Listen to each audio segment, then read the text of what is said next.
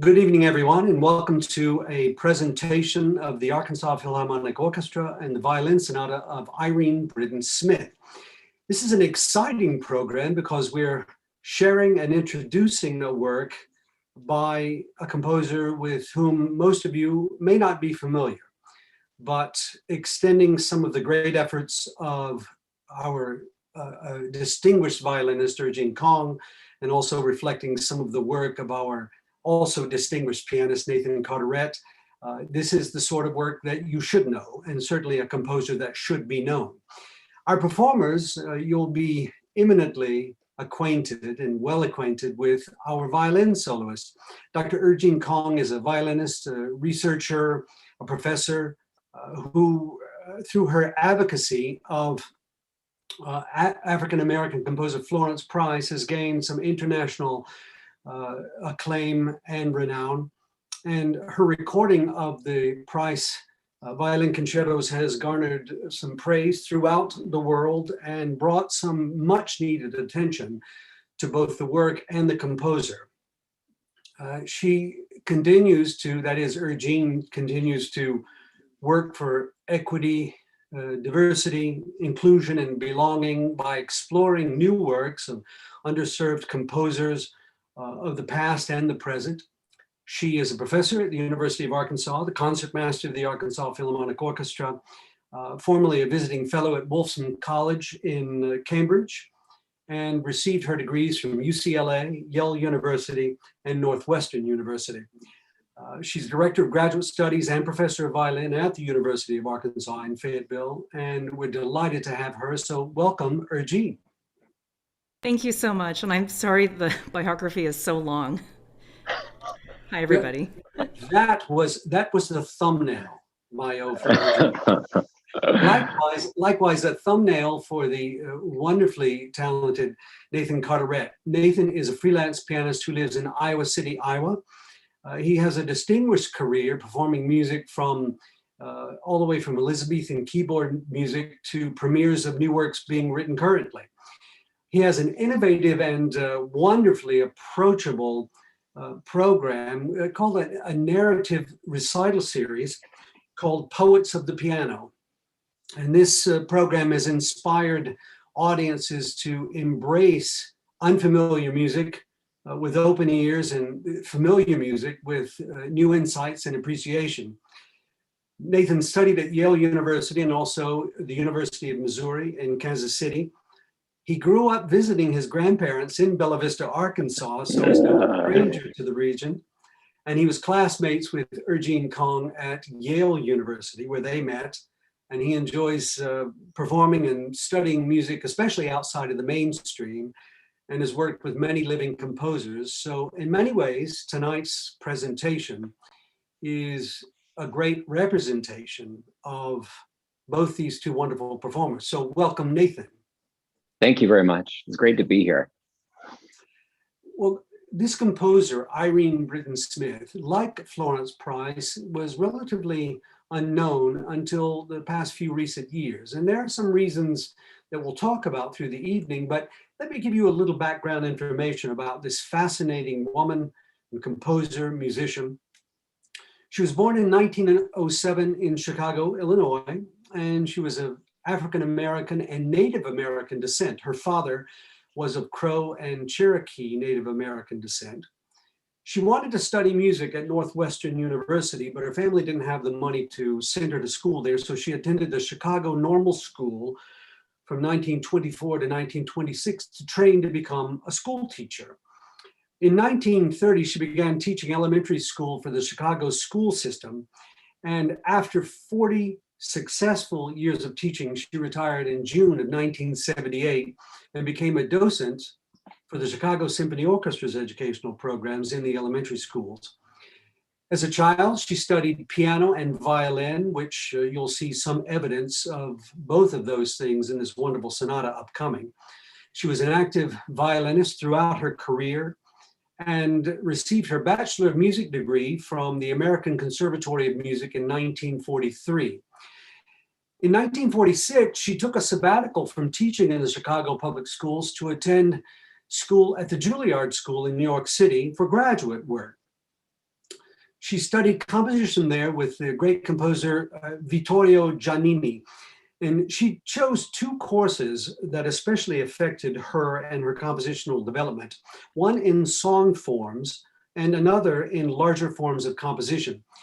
She recalled that she brought a setting of a Paul Laurence Dunbar poem titled Why Fades a Dream to Giannini. He exclaimed, "Who is this poet?" He liked the poet so much that he went out and bought a book of poems just by this poet and loved her song so much that he suggested she write an entire song cycle. And it was in Giannini's larger forms of composition class that Britton Smith wrote the Violin Sonata that you'll hear this evening. Upon returning to Chicago after her studies in New York at the Juilliard School, she resumed studies in composition with Leon Stein at DePaul University there in Chicago, and spent several summers away studying with well-known teachers and composers in various parts of the country. In the summer of 1948, she studied harmony at the Eastman School of Music with Wayne Barlow, and in 1949 at the Berkshire Music Festival in Tanglewood, what we know as the Tanglewood Festival these days, working with Hugh Ross in choral conducting and Irving Fine, the great composer, in composition. In 1956, she completed her Master of Music degree at DePaul University. And in the summer of 1958, she fulfilled a lifelong dream of traveling to France to study at the American Conservatory at Fontainebleau and with the great Nadia Boulanger. Boulanger liked her and her compositions very much and told her, "You are a born musician. Always follow your ear." It was also a chance encounter in 1936 that Britton Smith had an interesting meeting with another composer from Arkansas who also lived in Chicago. And of course, I'm talking about Florence Price. In 1936, Smith wrote to Florence Price, who was already a well-known composer, after hearing Price give a talk. And Price responded to a letter that Smith had written saying, "It was very kind of you to say you enjoyed my little talk at Lincoln Center, and it makes me happy indeed to know that you received encouragement from it. That you find the study of composition such a pleasure indicates that we may expect to hear from you some of these days. I should be very glad to see some of your work if you care to call a few days ahead of time and make an appointment." Can you imagine being invited to come to meet with Florence Price and bring your works? Well, apparently Irene Britton Smith was a shy personality and didn't have the courage to accept the offer. She was too shy, but Price's words encouraged her and indeed led her to study theory and composition in the many ways that followed, either in the summer at the Juilliard School. Now, there's a lot of information about this amazing composer, but we now come to, from 1947, the Violin Sonata, again, that was created while she was studying in New York with Vittorio Giannini. This work in 3 movements remained unpublished until 1996, when it was published by Vivace Press.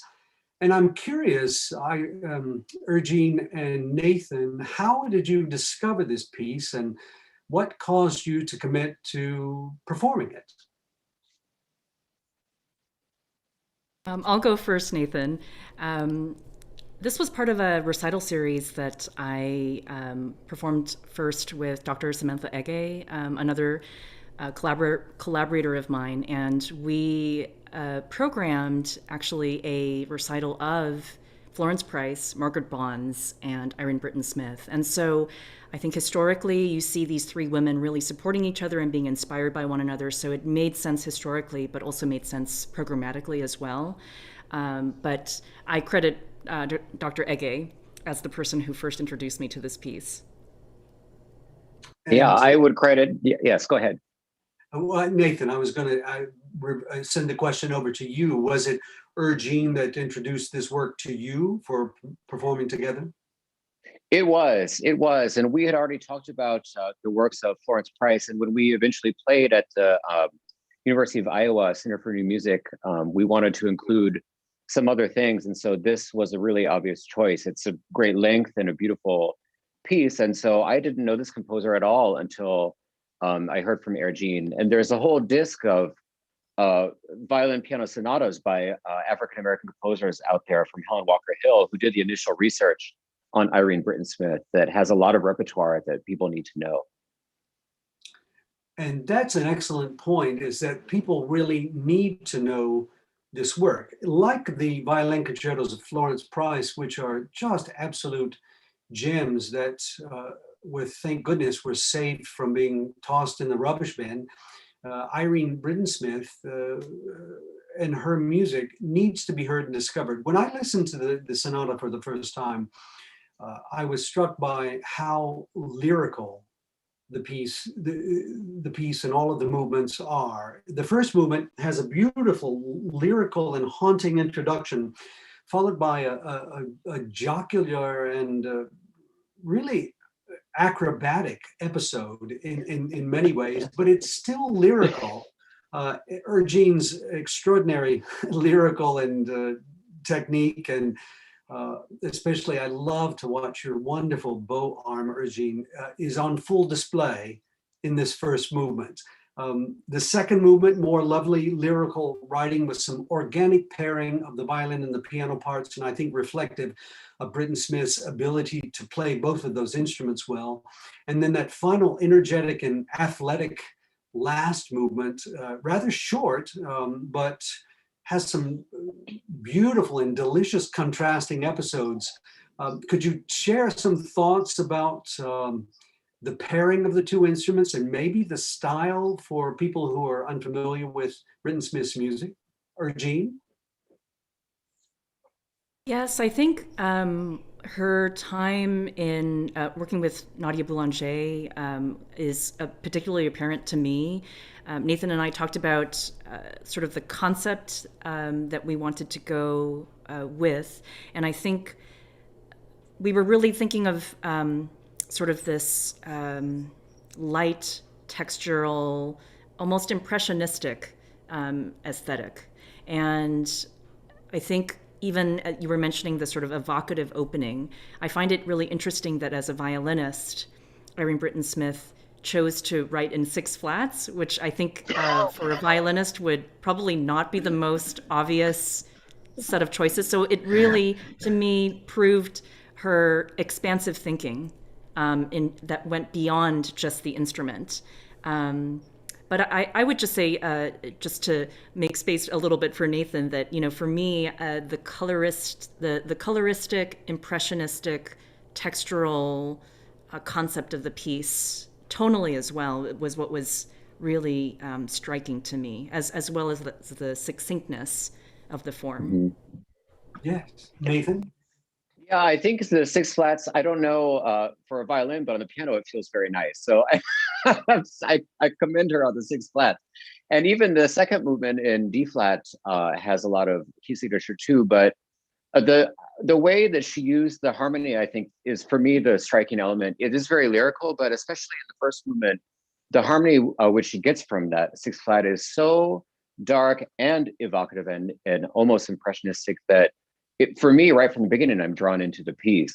And then she is able to, as you mentioned, do those contrasting sections with a lot of character and a lot of almost spiky sort of gestures. But overall, what stays with me is this very sincere and very beautiful use of harmony. The second movement, which in my mind opens with this sort of bell tones in the piano, is especially gorgeous to me. And for some reason, it makes me think of some kind of particular American harmony. I can't put my finger on it, but it just seems very unique and very beautiful. So I really enjoy it. Going back to one earlier point, you said that the Florence Price concertos were almost confined to the dustbin of history. And it would have happened to her compositions too, if Helen Walker Smith hadn't interviewed her about Florence Price and her letter to her, and discovered that she was a composer, because she didn't publish these works until somebody who was influential found out that she was a composer. And that's how we have them today. Isn't it astonishing that by happenstance, we have these two great composers, Florence Price and Irene Britton Smith, both of whom had challenges because of the culture, because of the time, so many reasons, but we're also so fortunate to have their music being brought to life by extraordinary efforts of performers like you. Er-Gene, it's a very interesting comment about studying with Boulanger. When I first listened to the work, one of the most prominent and salient features to me was the episodic change between the haunting, evocative style to suddenly something that was more humorous or jocular, as I said before. It reminded me a bit of the music of Francis Poulenc, which is ultra French. But Nathan, that's also a wonderful point about the American voice. There's something about the harmonic language that is purely Irene Britton Smith. And this combination of styles is so wonderful, which is just one of the many reasons why this composer deserves to be heard. As we listen to the sonata, is there anything that the listeners that you'd like to mention to the listeners onto which they could hold, or maybe that they should listen for? You've already offered some great thoughts about the textures and some of the lyricism, but anything else you'd like to offer before we play the recording? I just wanted to add, oh, I'm sorry, Nathan. Go ahead, please. Yeah. We don't have quite a system yet, but I just wanted to add something that doesn't necessarily pertain to the sonata, but I found particularly memorable, which is Irene Britton Smith was quite humble. And you had mentioned, Stephen, before about her shyness in taking up Florence Price's offer to see her. And I think even this sonata, I'm not sure if she necessarily thought of actively promoting this or thinking even of herself as the composer. I think there was some correspondence where she mentions herself as someone who composes, but not necessarily a composer, and that she considered, she wasn't part of the, quote, real composers like Margaret Bonds, I think is one of the quotes. So I found that really striking. Doesn't have something, anything specific to do with the sonata, but I wonder sometimes, Nathan, when you were mentioning about the earnestness and the sincerity, if the fact that she composed this perhaps just for herself has something to do with that intimacy. Yeah, I think that's definitely for sure. If I could make an analogy just to prepare for the whole piece, the first one is the longest. They each get shorter. So the first one, the longest, the second one is not quite as long, and the third one is quite short. And I think of them just in my own personal analogy. I love a good poetic analogy. And the first movement being the music kind of the mind, where there's counterpoint and there's a big formal plan. It's quite a large plan in the music. The second movement is music of the heart. It's all this stunning harmony that just pierces right to your soul. And the third movement is music of the body. It's the dance.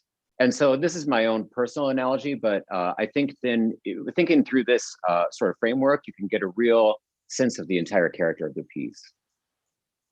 Those are delightful points, and we will listen earnestly to this composer of her own earnest opinion of herself. But what a wonderful treat that you have. This is the Violin Sonata from 1947 of Irene Britton Smith.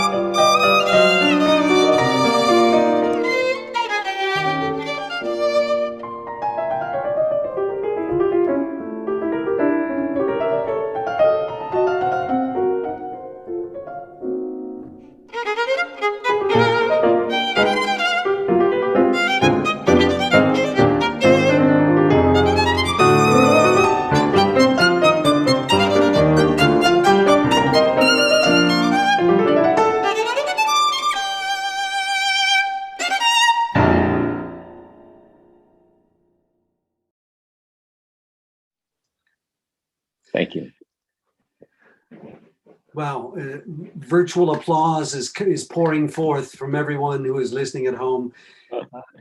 What a delightful piece. As I mentioned before, this is a work that deserves to be known, deserves to be part of the repertoire. And from a composer whose works really span solo piano work, string music, a few chamber works, some orchestral things, many vocal and choral works that she wrote. But Irene Britton Smith is a name that you should know. And what an outstanding job, Er-Gene and Nathan. What really an outstanding performance it was to see and hear this wonderful work. So bravi to both. Thank you. Thank you. Thank you so much. Is this, may I ask, is this a work that you feel, Er-Gene, that you could place on future recitals with anything? I know that currently we find mostly the sonata by itself, or at least on similar pieces by unknown composers, but you have any thoughts about pairing it on a recital or any restrictions that might be there? I think there's something so versatile in terms of just programming with this sonata, because I think the succinctness, as I was saying before, of the sonata is really attractive. I can see it kind of being a palate cleanser. Maybe that's not the best term, but it definitely stands on its own. But I think with some of the longer works, it could definitely be a very refreshing piece. But I think it could also, honestly, I could see it opening a program. I think it could be a closer. I think it can also be in the middle. In fact, I think when Nathan and I performed this in Iowa, I think it was last on our program. Mm-hmm. Mm-hmm. Wow, well, that says a lot about its versatility. And Nathan, from your perspective at the piano, and while this was playing, we had a short discussion about some piano works written by Irene Britton Smith. Did you, and maybe it's not a fair question to lob at you, but did you enjoy playing this work and the style and pairing it with the violin and Er-Gene in particular? I enjoyed it through and through, and I would put this on any violin and piano program for sure.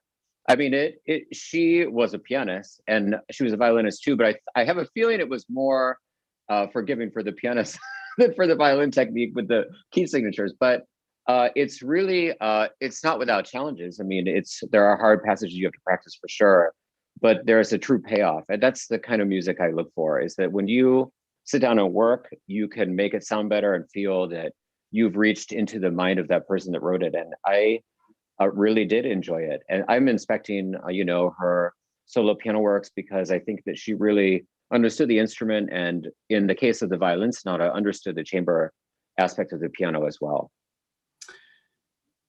If she were only here for us to tell her what a wonderful composer she was, to give her the confidence to overcome her shyness and portray herself for really the great musician and composer that she was.